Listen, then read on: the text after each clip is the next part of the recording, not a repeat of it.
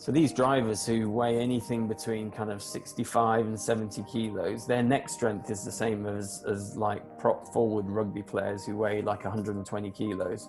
If you control the process as much as you can, you're basically increasing your chance of having a good outcome. Yeah, I've done my time of working for free and working for rubbish money, but just because we've had to do that doesn't mean that everybody should have to do that. I mean, on one hand, you want the coach to have a good understanding, but on the other hand, sometimes it's better to work with a coach that knows nothing but trusts you. Because if they know too much, they start telling you what to do, and that's even worse. Hear something, don't just take it at face value. Go back to first principles, go back to the principles of training, go back to the demands of the sport, and try work it out yourself if what you've heard is a good idea in your context, because it might not be.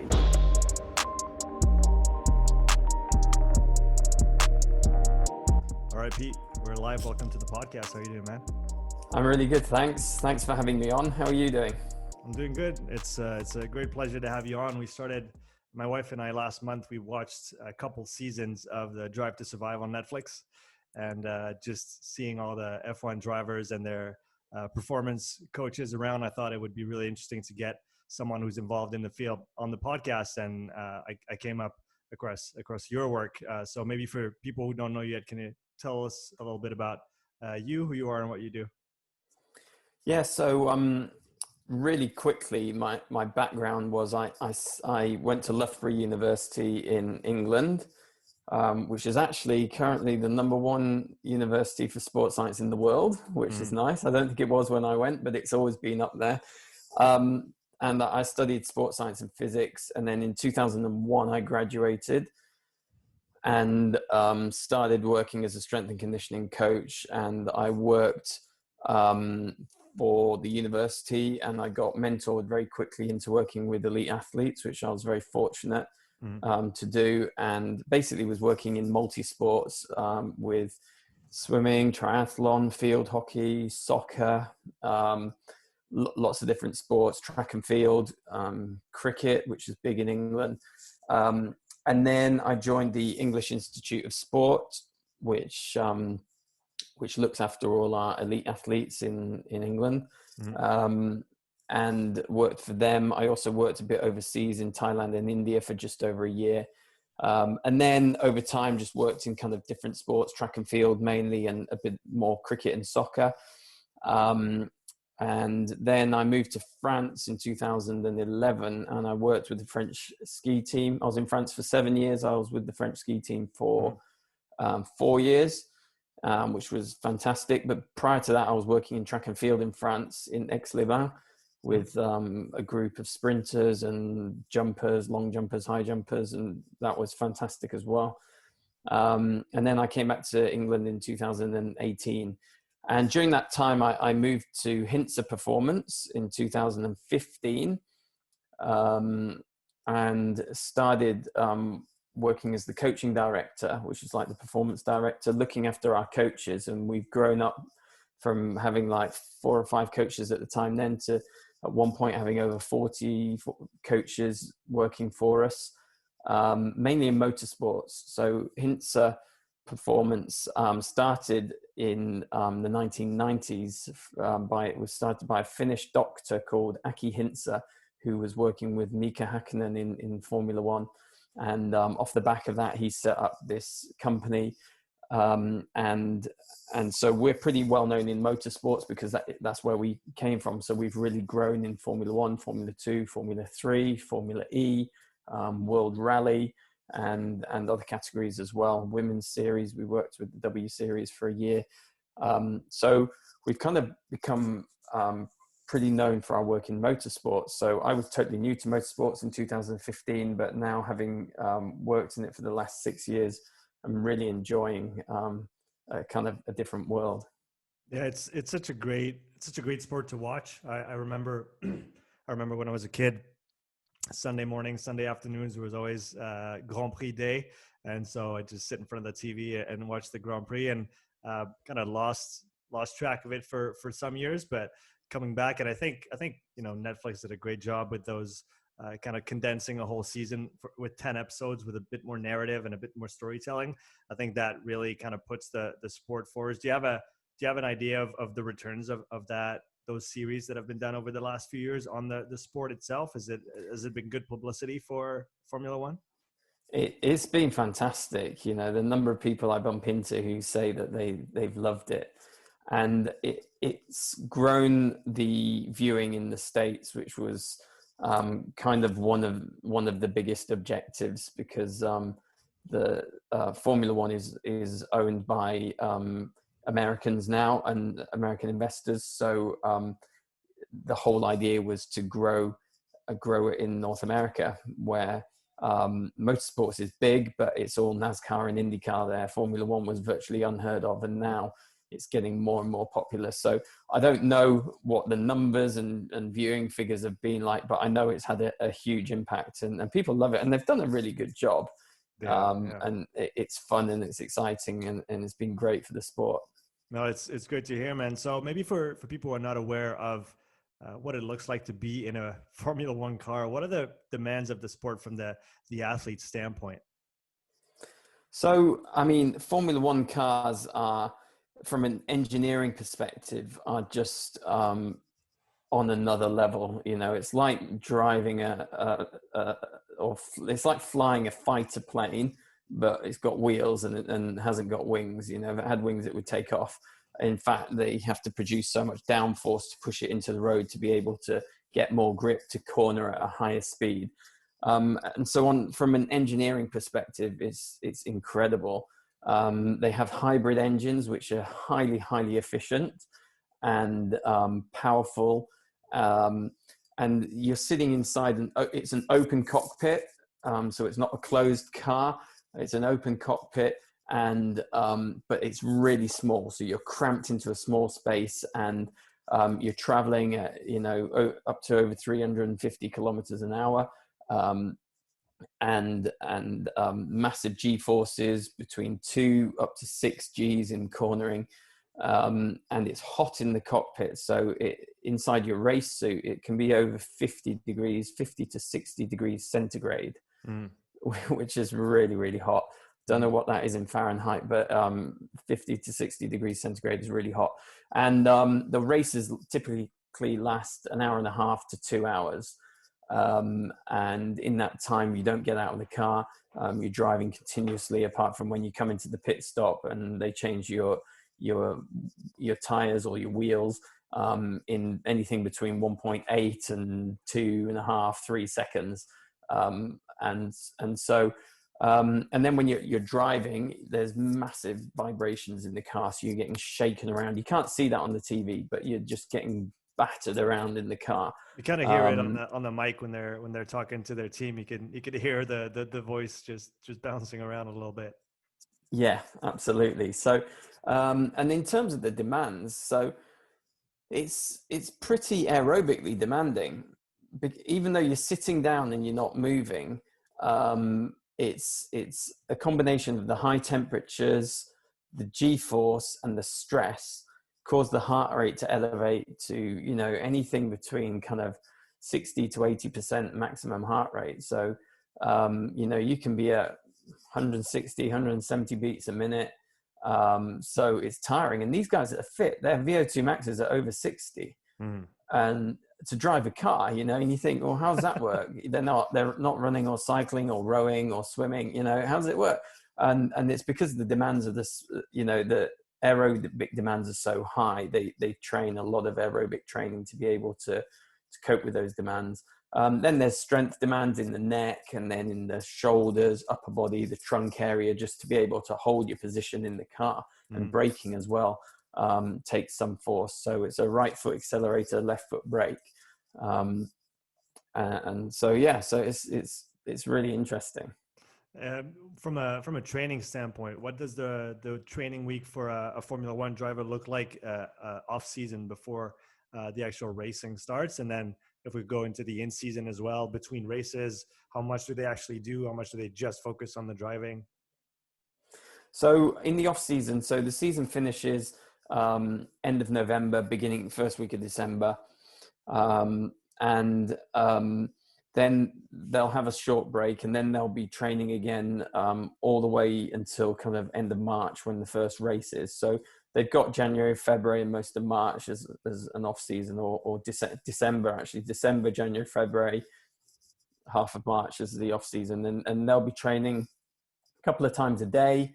So, you know, full-time athletes, and it could be a kind of a 2/3 aerobic to 1/3 strength, roughly, depending on the athlete. And okay, if you're really, really good aerobically and your strength is poor, you might flip that. But in general, so lots of kind of road biking, running, that kind of thing. And then in the gym, lifting weights, getting full body conditioning, just to make sure that these guys, they're in shape. And they have to control their body weight as well. So they can lift a lot of weight and then just obviously manipulate their diet to keep the body weight low. And then in season, so the season starts mid to end of March and goes all the way through to end of November. And there can be anything from kind of 20 to 24 races, depending on the year. It was a bit different last year with COVID. But in general, about 21, 22 races. And sometimes these weekends are back to back. So you race on the weekend, have a few days off, and then you're racing the following weekend. And the race weekend is structured in the way that you, Friday is practice, Saturday qualification, Sunday race. And so then you would travel Sunday night back home or to the next race, or Monday morning.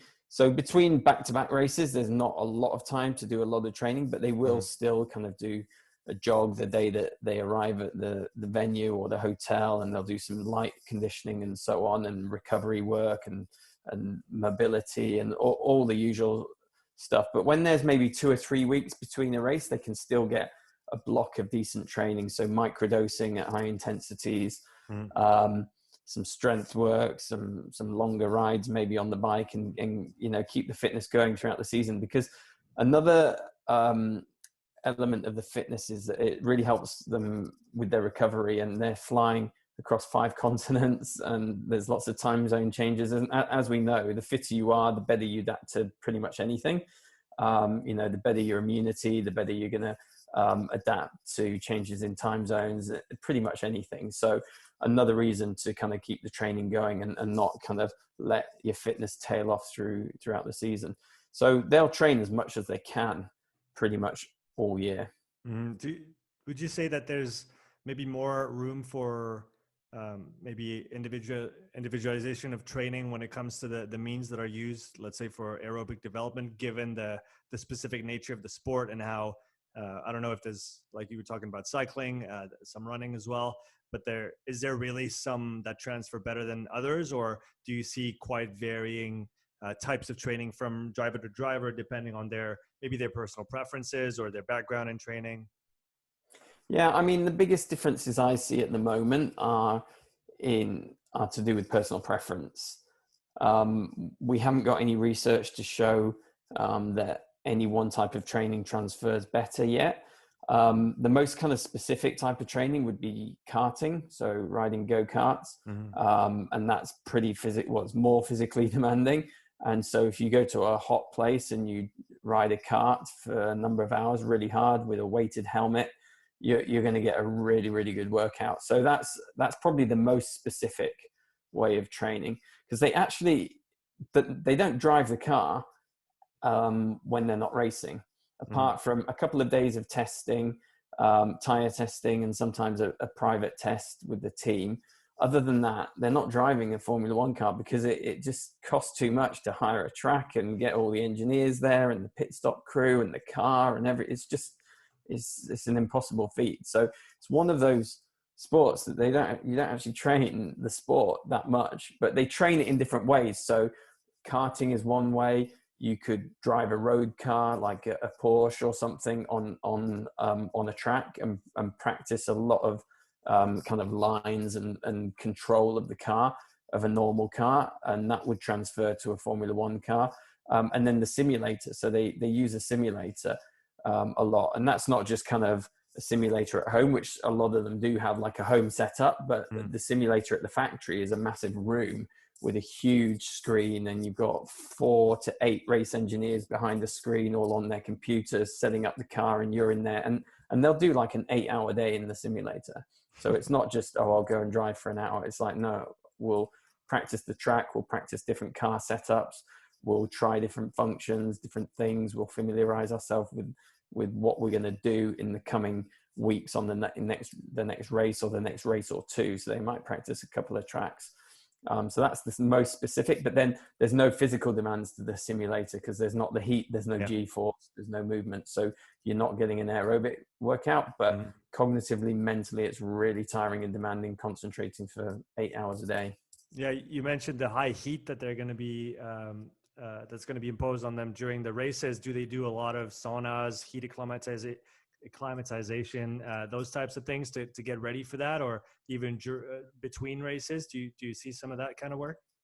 Definitely. Some do and some don't. So again, it's kind of personal preference, and some drivers have kind of really taken well to that. So getting in a heat chamber and doing like a watt bike session or a run on a treadmill.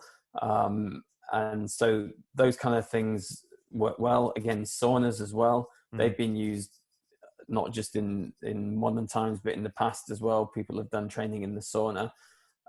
So I think any kind of heat acclimatization is definitely worthwhile.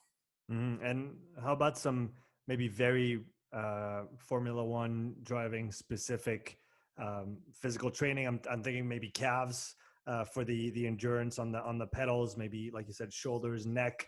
What kind of specific training do they include for those body parts that are going to be under heavy duress during the whole race, essentially? So for the neck, a lot of guys will have like a head harness, and they'll manually pull with a force transducer, so they'll be able to see, and the coach will pull and they'll resist, and they'll either do like long holds, for like 5 to 10 seconds for the kind of longer corners that have the high G forces. The tight corners have less G-force because you slow right down and go around the corner, so there's not so force. But if the corner's not so tight, you take it at a high speed, and you've kind of got like 3 seconds of like real force on the neck. So kind of longer holds, 5 to 10 seconds of resisting. And then we do kind of perturbations where you pull hard and they have to kind of resist. And we'll do that laterally, and we'll do it in extension and flexion as well. They've got to be really strong in extension. And what we found is that, so these drivers who weigh anything between kind of 65 and 70 kilos, their neck strength is the same as like prop forward rugby players who weigh like 120 kilos. So they've got seriously strong necks, or boxers, heavyweight boxers who do a lot of neck training. So they've got strong necks. That's pretty incredible. You should check out some of the stuff on Instagram of them neck training. But so, and then kind of for legs, for braking, it's just, your usual of, kind of squatting, step ups, lunging, calf raises, and that kind of thing. And the coaches will just make that kind of specific to the driver. But I mean, on the braking side, you're looking at over 1,000 repetitions in a race. Yeah. And it's like a 60 kilo, it's like it's a quick, but it's quite a heavy brake. So you're looking, and it's not a very big movement, but it adds up, so you can get some fatigue in one leg. So yeah, it's pretty demanding. One thing that was interesting in the Drive to Survive Netflix kind of docu-series, I guess we could call it, is how close the performance coaches are to their driver. Because there can always arise, there's always maybe some tension that can arise between the driver and the team director or the mechanics if anything goes wrong. But you never see that kind of tension between the performance coach and their driver. Can you talk a little bit about that relationship and its importance, both in the preparation and then on race day as well, or race weekend? Yeah, I mean, it's super important. And one of the things we pride ourselves most on is getting the match right, finding the right performance coach for the driver. And most of the time we've kind of got it right. I don't know how, but it's a really important relationship because they spend so much time together. You know, they're on the road 180 days a year, something like that, but then they're training together in between. Like they're together all the time. And the relationship is kind of like big brother, little brother relationship in some ways. In most cases, it's hard to really describe it, but they become very close with the drivers, and the drivers really rely on them because not only are they kind of planning their training, but they often will look after their schedule over race weekends and be saying, right, you've got media next, you've got an engineering meeting, and just reminding them of all their kind of duties and responsibilities. They'll be preparing their meals or telling the kitchen what to prepare. You know, how many grams of avocado do they want on their toast, and, you know, or whatever. They'll be planning their meals. They'll be filling their water bottles with the right hydration and nutrients and supplements that they need for the race. And so they do a lot together, and they have to have this kind of solid relationship because they're there for each other. And so they become close, and it's an important relationship. How has that relationship evolved throughout the years? I imagine that maybe a few years back or a few decades back, those performance coaches weren't even there. The drivers were kind of left to fend for themselves. So how has that evolved throughout the years in Formula One? I think it's become more and more important because, I mean, the stakes are so high now in Formula One. You know, there's 20 seats available, and so you need to be doing everything to keep your seat. You have to be performing, driving well. You have to tick every box, and fitness is one of those ones that you can control. It's the thing that you can control more than so many areas. And it's so important, like I said, not just for performance, but for recovery. And there's so many kind of positive knock-on effects of fitness. And so it's really, really important. So the role of performance coach has become more and more important over time. And it's not just about fitness either. You know, we look after so many areas. We provide medical services. Our doctor, Dr. Luke Bennett, who is kind of head of the Hintsa Sports Business, he provides an incredible medical cover for all the drivers that we work with. So we look after their medical side. We provide nutrition support, psychology, you know, sports psychology, physiotherapy, and sleep advice and jet lag. And so our performance coaches, they're kind of generalists, and then we have kind of specialists. So they'll deliver everything in terms of the day-to-day kind of diet plans and therapy and kind of sleep hygiene and sleep plans. But then they'll have specialists and experts within Hintsa that they can refer to when they might be out of their depth or they need an intervention or something else. So we're really looking after the drivers in a holistic way because there's so many elements to get right, to be able to turn up to the race weekend and be, you know, fresh and ready to go. It's not just about physical training. It's like you have to have slept well. You need to be cognitively alert and switched on, and you need to be at the right weight. And, you know, there's lots and lots of boxes to tick. So this role has become more and more important over the years. You mentioned jet lag, and I've heard everything and its opposite over the years on what to do and what not to do. Would you have a couple pieces of advice for people who are listening and who might be interested or who have competitions abroad and need to travel long distances and over many time zones? What are the right things to do? Do we manipulate light? Do we manipulate sleep ahead of time? How do we get acclimatized when we get on the ground and have to get ready for the next thing? So what's your perspective and your approach on that front? So you can pretty much shift your circadian rhythm an hour a day. So if you're going to a time zone that's like 7 or 8 hours different, then you probably want to think about starting to shift your body clock 3 or 4 days before you leave, and then it's going to take you 3 or 4 days when you get there to really get on the right time zone. Of course, if you're an hour out or 2 hours out, it's not the end of the world. If you're 8 hours out, it makes a big difference. So we do start preparing beforehand, going to bed earlier or getting up earlier, and using light exposure at the right time. once you get on the plane, you want to do things like there's lots of simple things like making sure you're comfortable, wearing loose clothes, and so you can sleep well at the right times, but also taking your own food, so you can start eating your meals at the time of the time zone that you're going to, so you already start shifting your body clock. And as soon as you get on the plane, things like setting your watch or your phone to the time zone that you're going to, so straight away you start getting into that time zone. But we get a plan that basically tells the drivers what to do hour to hour. So get up at this time, have light exposure until this time, eat at this time, and so on. And close your curtains and sit in a dimly lit room at this time, go to bed at this time. And that will start in the days leading up to travel and will carry on in the new time zone when you arrive at your destination.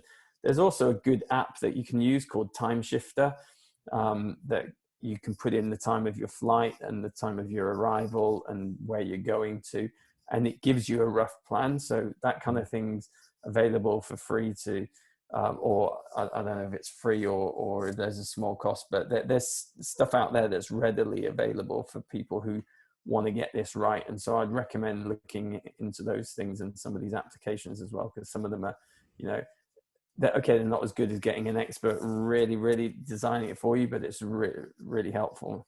Mm-hmm.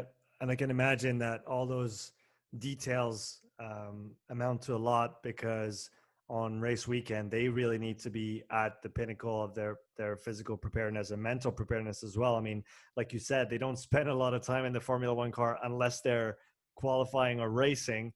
And so that just means there's no second try. You have to be on and aware and fully prepared to go all out every single time you sit in the car.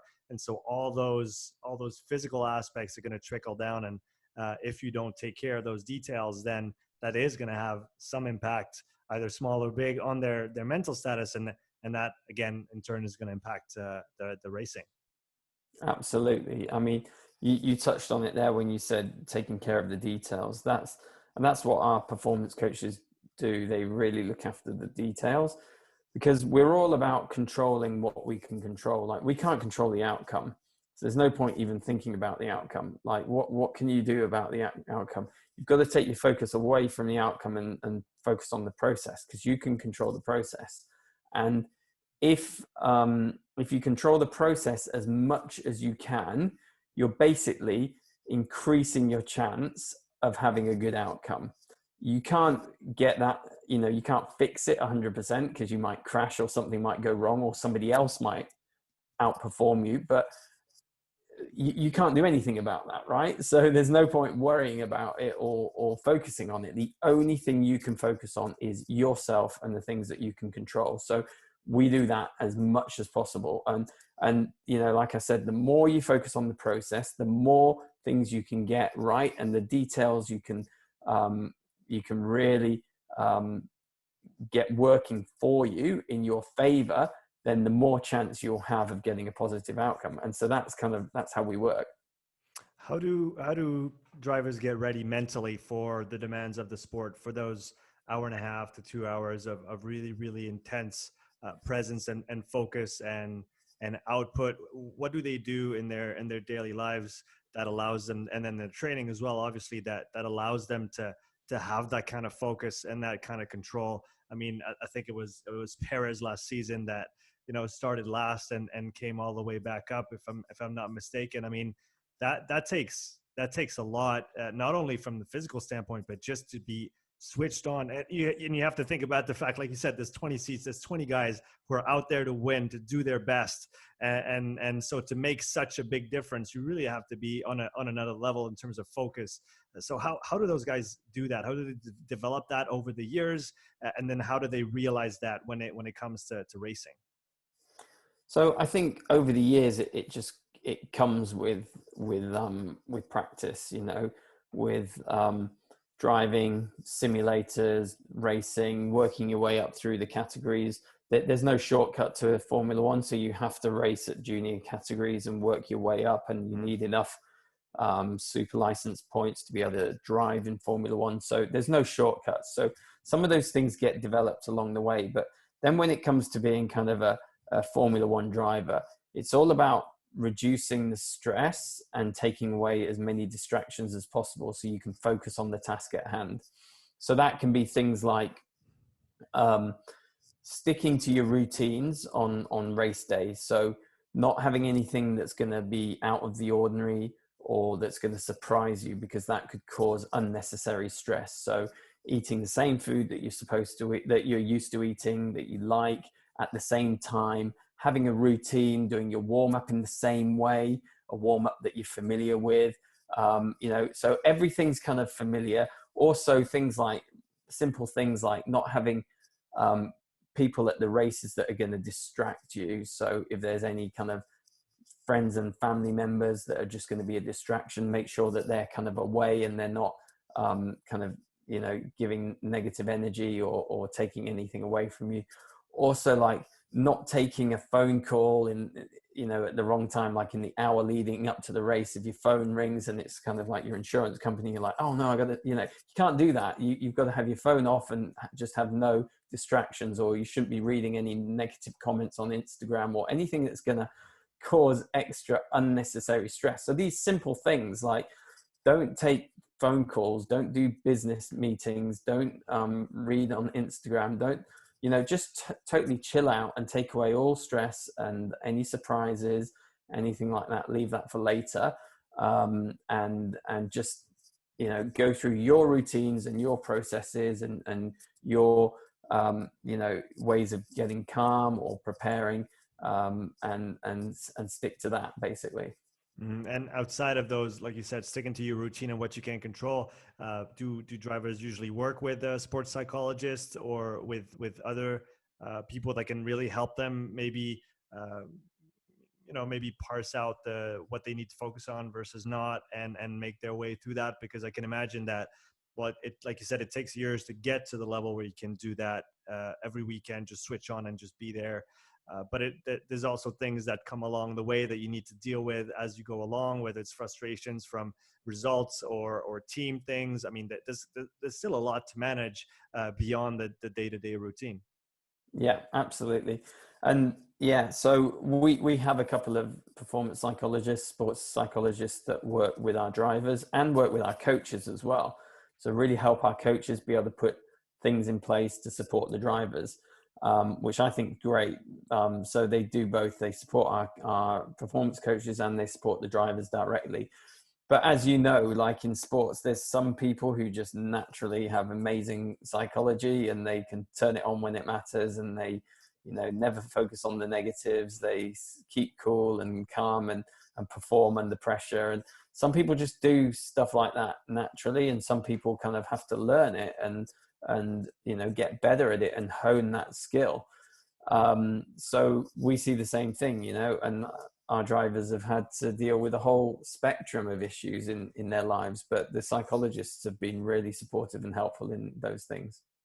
What are you looking forward to seeing in the world of Formula One? Maybe further developments when it comes to all that support that you guys provide for not only the performance coaches, but through the performance coaches to the athletes. What are maybe the next things coming, and that's maybe could bring an edge when it comes to performance and also longevity in the sports? I mean, you look at guys like Lewis Hamilton, who's been there for a very long time and is still at the top of his game. There is that element as well to consider. Yeah, I mean, there's a few things that I'd love to see. So I think we've definitely seen a cultural shift in the approach to the human performance. There's a lot more, like you mentioned, all the guys have got performance coaches. There's a lot more emphasis on the performance coach supporting the driver than there was in the past. But I would love to see the teams really acknowledge that more and more and really understand, because they're very willing to spend money on the car and really develop that side, because that's what makes you win or lose in many, many areas. But there's the human side as well that can't be neglected, and I'd love to see a greater importance put on the human side and really tapping into areas that that we just haven't looked into. So that would be good to see kind of from the team perspective.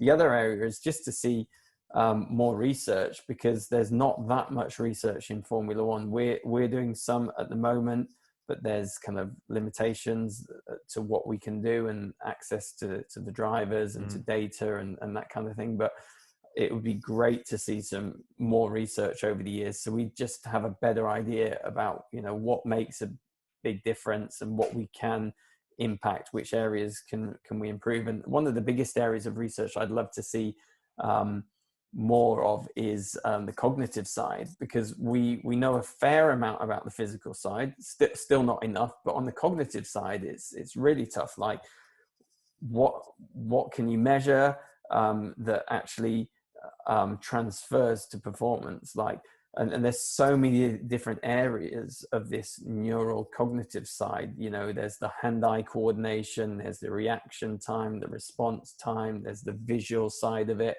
there's the coordination side, the proprioception side, you know, and we have different ways of categorizing all these areas, but how much of it can you train? You know, if you go into a room and you're tapping flashing lights and this kind of thing, does that transfer to driving a car or not? Like, probably not.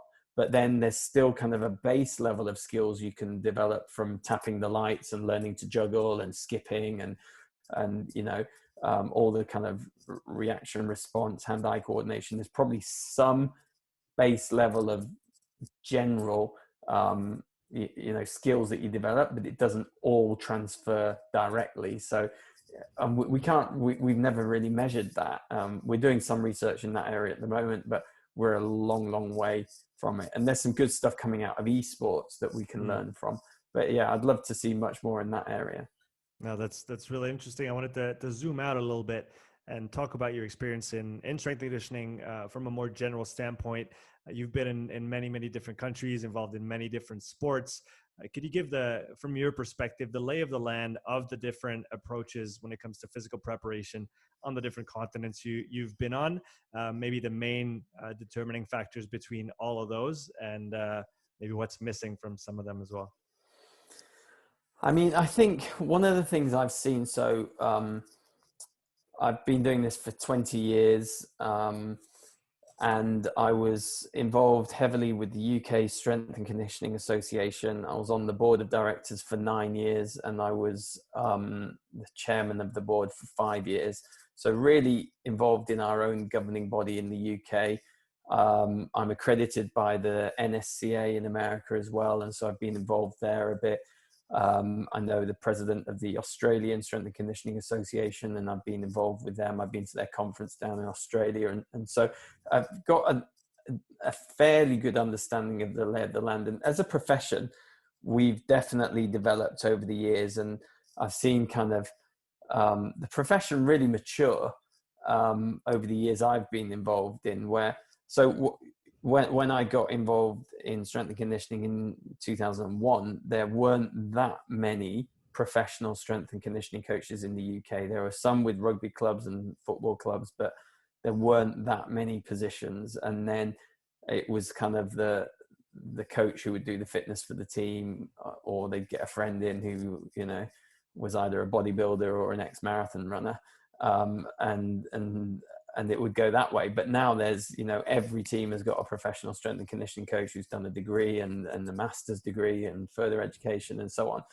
So the profession has matured, and it's matured in lots of good ways, because I can remember, like, it's kind of been through cycles where, you know, at one point it was just all about strength. Like, all you need to do is squat really heavy, bench, deadlift, and you know, you'll run faster, jump higher, you'll be the best athlete. And then it was like, no, it's more kind of strength endurance, or it's more like kind of single leg stuff, or it's more sport specific movements. And then we've kind of gone round and round in circles. But now I think what we've developed through all this is some really mature coaches who understand the whole picture, that you know, they know how to individualize for athletes. They know how to take the principles of the science of strength and conditioning and apply them to the sport. And so we're getting more and more good coaches who are a bit more complex in their thinking.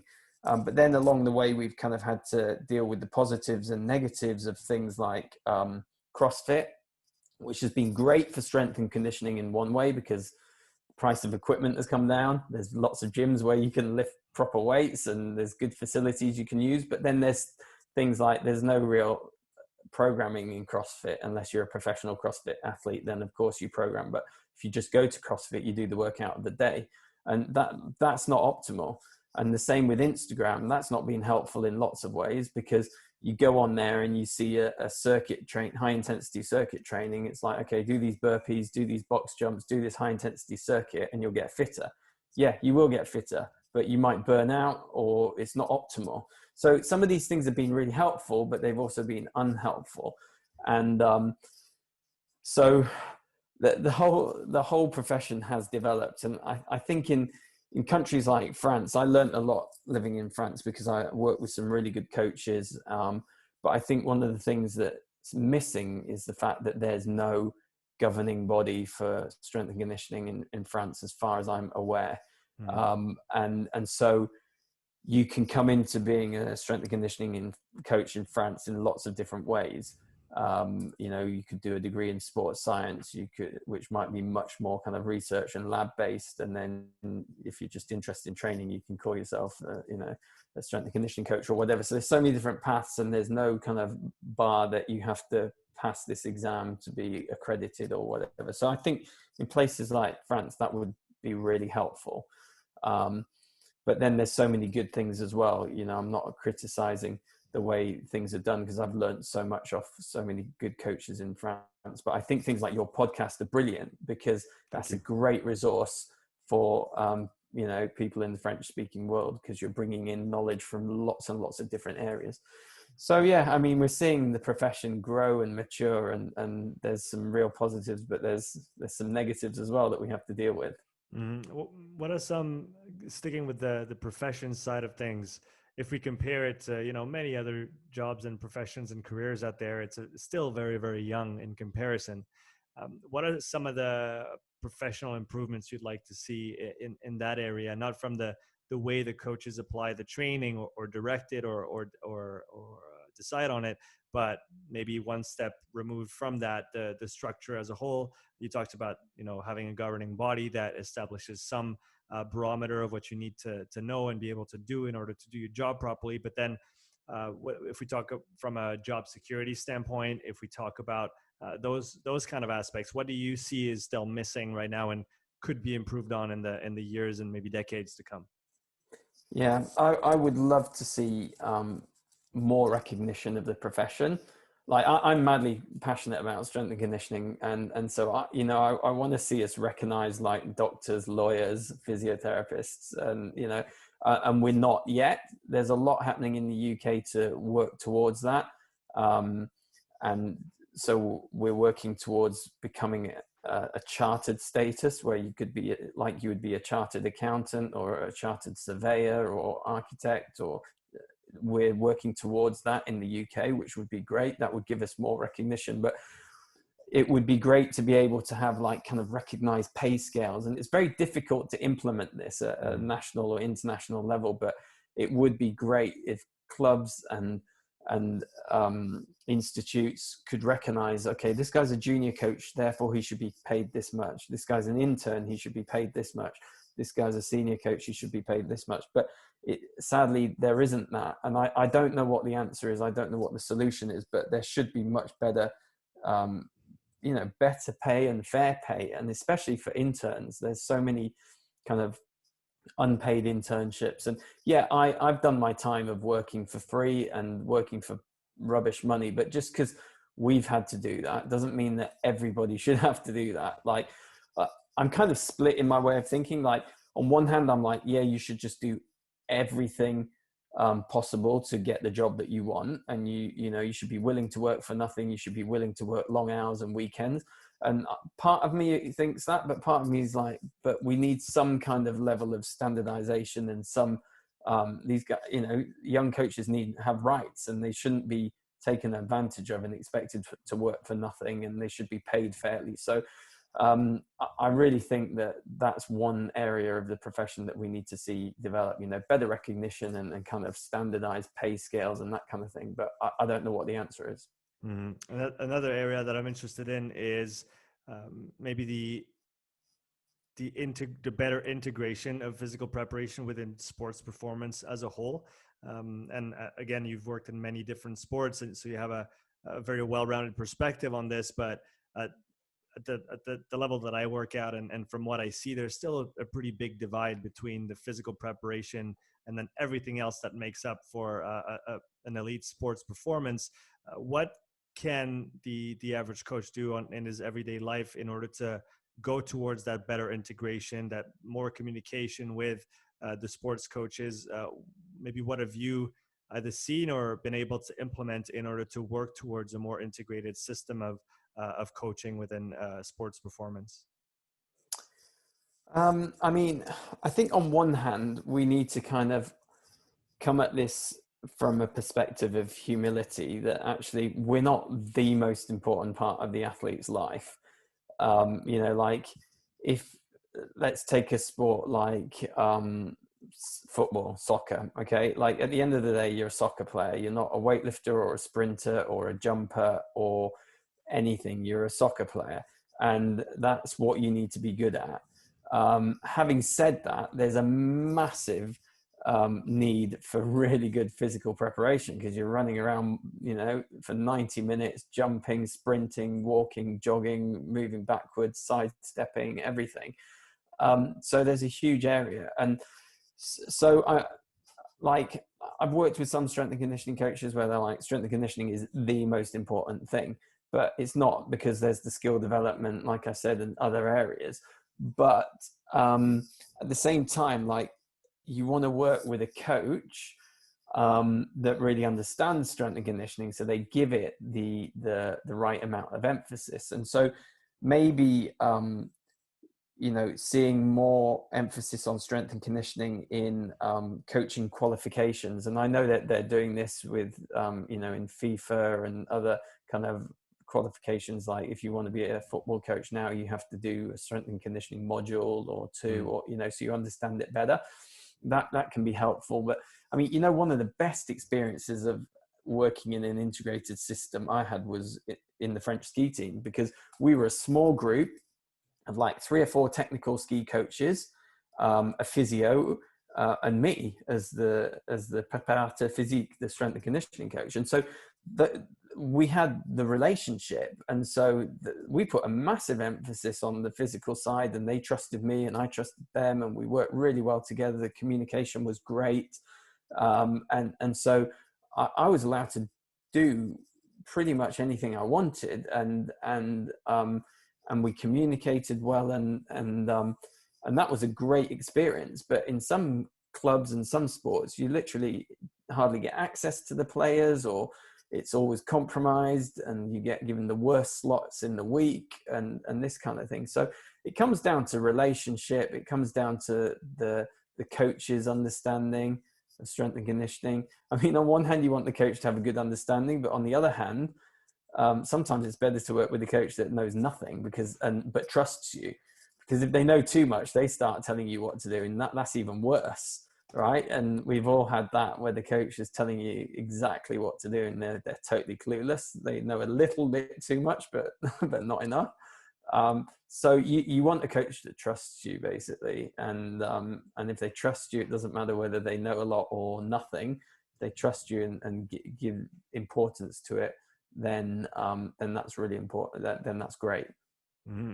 I'd like to talk about your experience with the French ski team a little bit more. So maybe let's give the lay of the land. What does it look like for a skier when it comes to physical preparation, in season, off season, sessions a week, content of sessions?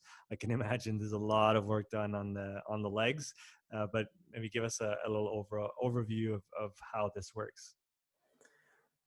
So I did 3 seasons with the Europa Cup men, which is below World Cup. Some of them were racing World Cup races as well as Europa Cup, but my guys were anything between the age of 17 and 28, I think was my oldest. And then I did one season with the World Cup women, and it's those 4 seasons were some of the best years of my life, because these guys are absolute machines. And I love the fact that, so I worked in alpine skiing, so that's people in Europe know a lot about skiing, but in the UK people don't know so much. But it's 4 disciplines of slalom, giant slalom, super G, and downhill. And it's split into technical and speed. So technical is slalom and giant slalom, and the speed is the super G and downhill.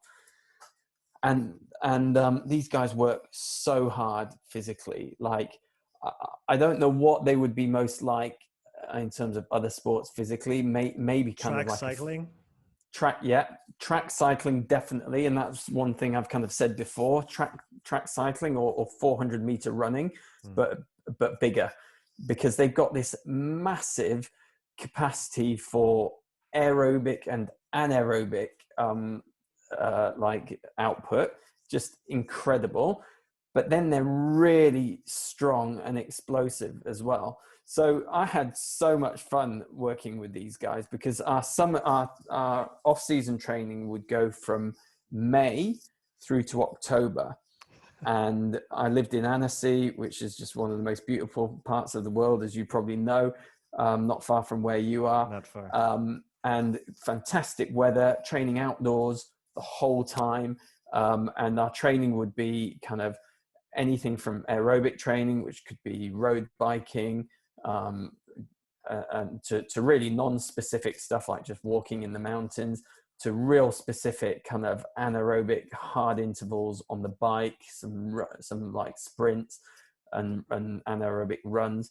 And then we did a lot of kind of bounding and jumping, did a lot of squatting and deadlifting and strength work. So it's like a strength and conditioning coach's dream. Like, you can load these guys up. You can do all the sprinting and bounding and jumping, and the aerobic and anaerobic side as well. So it was just so much fun. And the guys trained so hard. And then on the road, once you start competing in October, November time, right through to March, April, traveling all around the world, mainly Europe. And we would just kind of train in car parks. I would take like a barbell and weights and stands. I'd take a spin bike and stuff in the back of my van, and we'd set up in hotel like corridors and car parks. We'd be bounding up like hotel steps and sprinting on the ice and snow, and just amazing, absolutely brilliant. I love it so much. Yeah, and it sounds like they're maybe how to say that, the other coaches that you worked with, the technical coaches, they were, let's say, open to all of this training. It seems like, from what you described, it's just a very well-rounded approach to strength and conditioning. There's not, oh no, there's only this that counts, only that counts. It's all important, especially in a sport like skiing. And so you're able to apply all these different means of training without having any pushback or being held back by the technical coaches. Yeah, I mean, mostly, yes, we could pretty much do what we wanted. I mean, there's a few things that have happened in skiing, like one of the best skiers of all time, Hermann Maier. He had an accident, and when he came back to skiing, he just did loads and loads of road biking. And so everyone thought, to be the best skier in the world, you need to be an amazing road biker. That's not true. Like, you could never road bike and still be world champion in skiing. Yes, you need to do like some aerobic and anaerobic work, but there's other ways of doing it. And just because he did loads of aerobic stuff doesn't mean that you don't need to be strong. And research has shown that out of all the kind of strength diagnostics that have been taken, and things like strength, rate of force development, speed, and counter movement jump, and all these things, that the one thing that correlates to like your results the most is just out and out brute strength.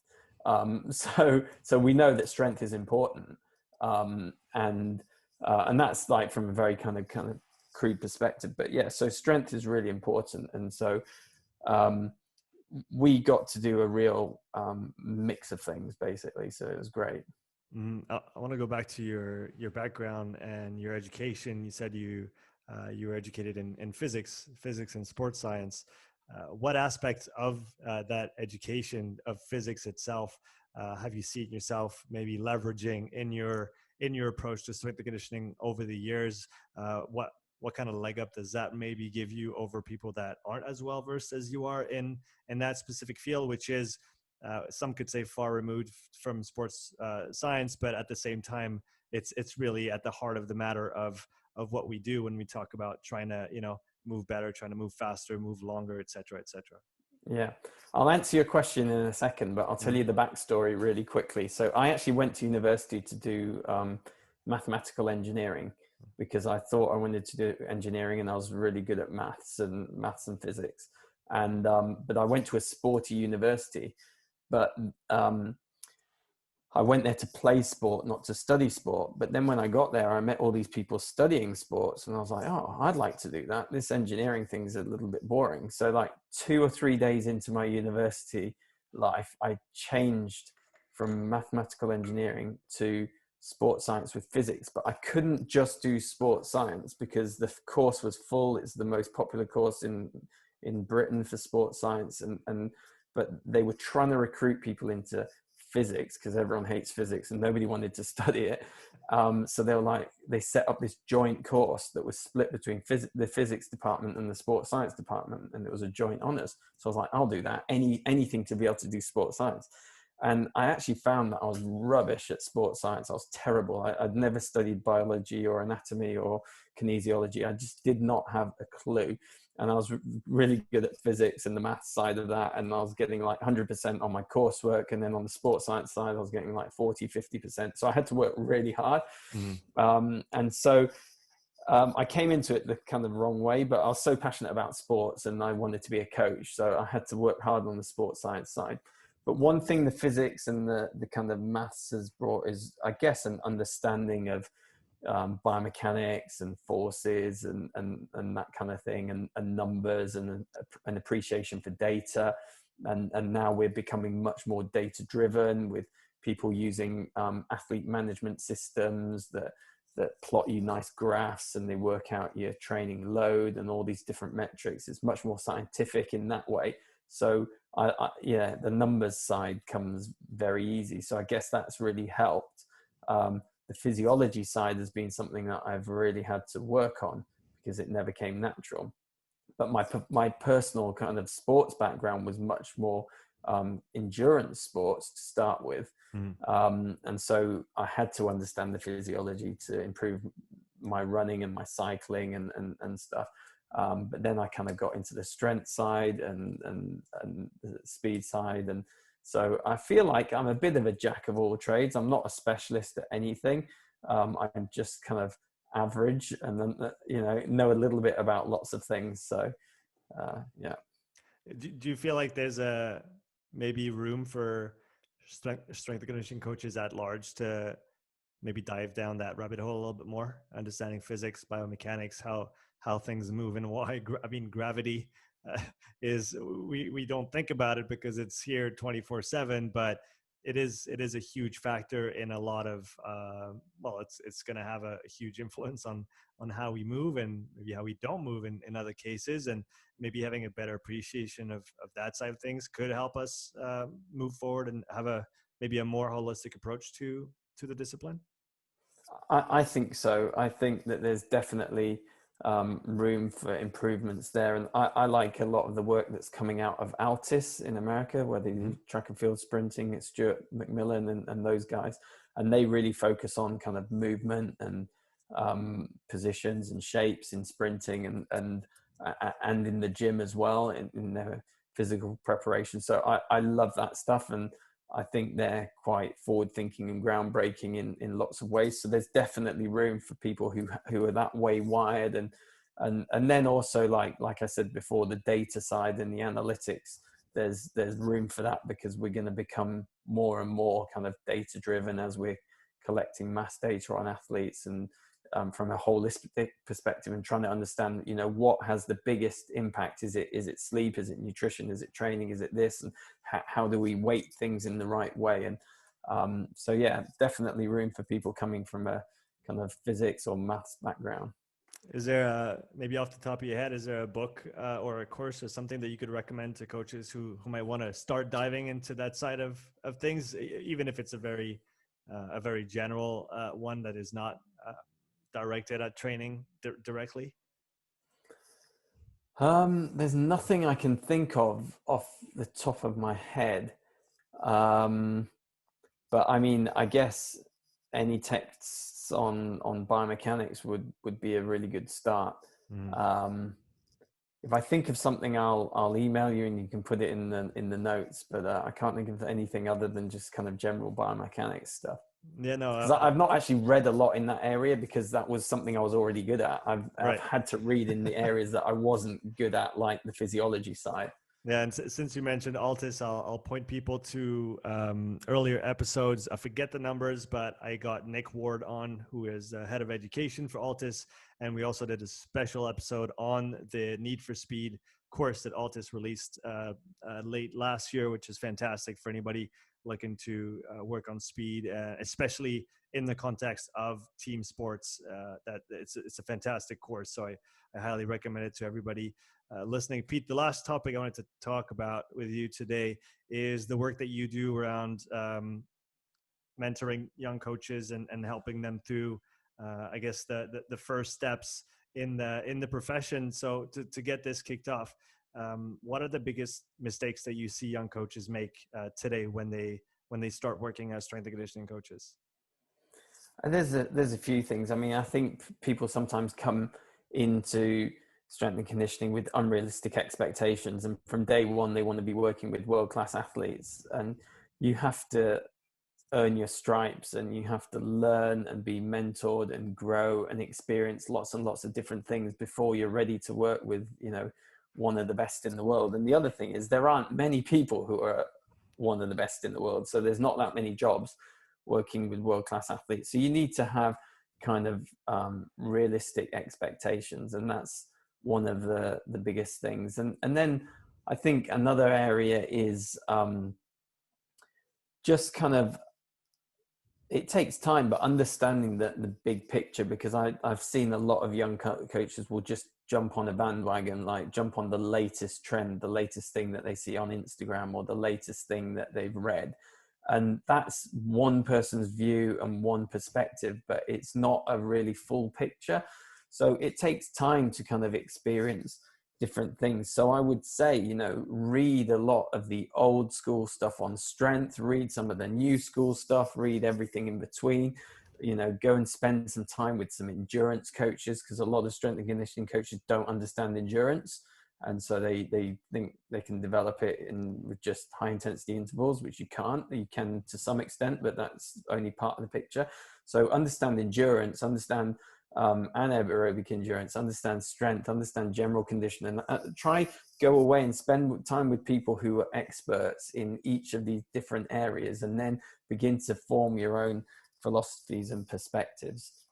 Is there, I guess that's a really good overview of what a coach should look at doing. Maybe do you have some advice to give to coaches when it comes to parsing out information that we find online? Because it's both a blessing and a curse. There's so much information, but at the same time, there's so much information. And so how do you sift through it? How do you decide what holds true, what doesn't? How to maybe bring a more critical approach to information processing that we should do as coaches in order to be able to get down to the heart of the matter and really extract what is going to help us move forward and do better for us and our athletes. I think one way is kind of getting involved in any kind of mastermind groups or forums where people are discussing, because then you get more than one person's perspective. I mean, I love podcasts because there's a discussion going on, and you can learn a lot. But you could also hear information that's not necessarily true if that individual has got a very narrow way of looking or training, and so to become more critical, you need to spend time with people who are going to help you ask the right questions and become a good critical thinker.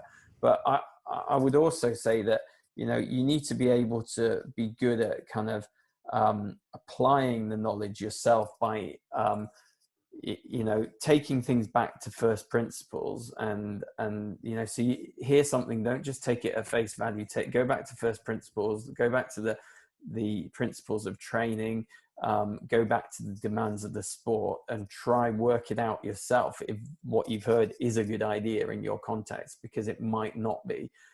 So you need to be able to pick things apart, but also get involved in, like I said, forums. And there are more kind of podcasts where people are getting like groups or discussions on, especially over COVID times. People were running kind of forums where they've got 3, 4, 5 experts in a room all talking about a topic. I think that's really helpful because you get a bit of debate and you get other people's perspectives, and that can help you really develop your critical thinking ability. That's actually something I've been thinking about more in recent weeks. Actually, when I've decided now that if I'm going to re-invite someone on the podcast, I will pair them up with someone else that I've invited before as well. Just because, like you said, I think, you know, here there's you and me, but I don't necessarily count myself in all conversations. But I find that when I get 2 coaches on, it's always 1 + 1 = 3. In the sense that it does bring something out that is more than just the narrative of the one person that is on the other side. And I do feel like that is probably a good step up from the podcast with individuals is to actually grow that a little bit and have more people interacting with each other. Yeah, no, I think that's a great idea. I think that would be a really good way to go. And there's not many people doing it, so it would be something else that you're offering that other people aren't. So I think that'd be great. I'll definitely have to work on that. I want to go back to something you mentioned before, coaches who want to work with elite athletes. Like you said, there's not a lot of spots available. And you have to be really, really good at what you do. Beyond that, what are some of the steps if someone really wants to coach at the highest level, and you are there and you've been there before in other contexts? So what advice would you give to those coaches who absolutely really want to work with elite athletes? What are some of the determining steps that they have to take if they one day want to make it to that level? Yeah, I would say first you need to have a good education, because a lot of people nowadays are, you know, everybody's got a master's degree now. So you need to have something that sets you apart, either some good research behind you or a real specialist area. I would say you need to have a really good network, because sometimes it's down to opportunity. So the more people you can network with, the more chance you're gonna get. And then I'd say it's just down to hard work. Like if you're willing to work hard and be really good at what you do, you'll get there. I mean, there's no doubt about it. I've met some young coaches who are just unbelievable, and they're like, whoa, really smart, really you know, emotionally aware and switched on, and really good communicators, and know the research, know their practice, good coaches, you know. And so it's getting this balance, because I've seen with a lot of young coaches, they're actually, a lot of them are really smart and they know the research and they've done the academic side, but some of them just can't coach.